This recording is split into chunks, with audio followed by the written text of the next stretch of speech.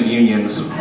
If you've been watching TV lately, there's been a lot of talk about unions in the American Midwest. A place that used to be the heartland and the soul of this nation. We've been watching slowly die off for several generations. My wife and I are examples of that. Having to flee the Midwest because you can't tell a person in the Midwest to find a job because there are no jobs. Which is quite a shame because that's where the American middle class was built by the American Union movement. This was a piece that I wrote in dedication to Governor Snyder of Michigan, who just passed legislation this morning. He passed a $1.5 billion tax increase on retirees in Michigan, while at the same time he passed a $1.8 billion decrease on corporations in Michigan to try and stimulate this economy. Along with that, he also passed a piece of legislation that if local city government complained about such things, the local city government, even if democratically elected, can be replaced by a private corporation to oversee local city finances. Not a very positive thing for Michigan, or I would say also for American democracy. This is a poem written in dedication to the UAW and the Flint sit-down strikes of 1936.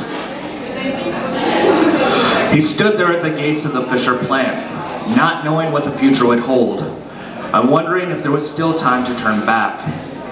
It was New Year's Eve 1936. The gentle snow covered Saginaw Street, and a silent hush of calm before the storm was unleashed. You see, Governor Murphy promised back in November that the union would have his support. But now that it was put to the test, would conviction or prudence win the day? Shut down the goddamn plant, they screamed. Shut the whole thing down.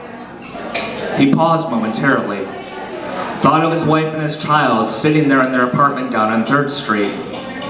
Dear Claudia sitting there with a child clutched in her breast, but an eviction notice clutched in her hand. He took a deep breath as he heard the boots of state troopers marching closer to the factory gates. They were there with a message from GM management and Vice President James Mooney that $5 a day is an unacceptable demand. The demand had better swallow his pride and just be thankful to have a job. So he grabbed his empty lunchbox and he ran to the factory door. But his shoelace tripped him up, and that policeman's club came down hard upon his head. Without a thought of remorse, that auto worker fell down dead. And now, Governor Snyder, you dare to spit upon that man's grave. He gave birth to the middle class. Now you want his grandson to be a slave. Oh, you and Scott Walker will have a splendid tale to tell when Peter informs you at the pearly gates, God saved you a special place in hell.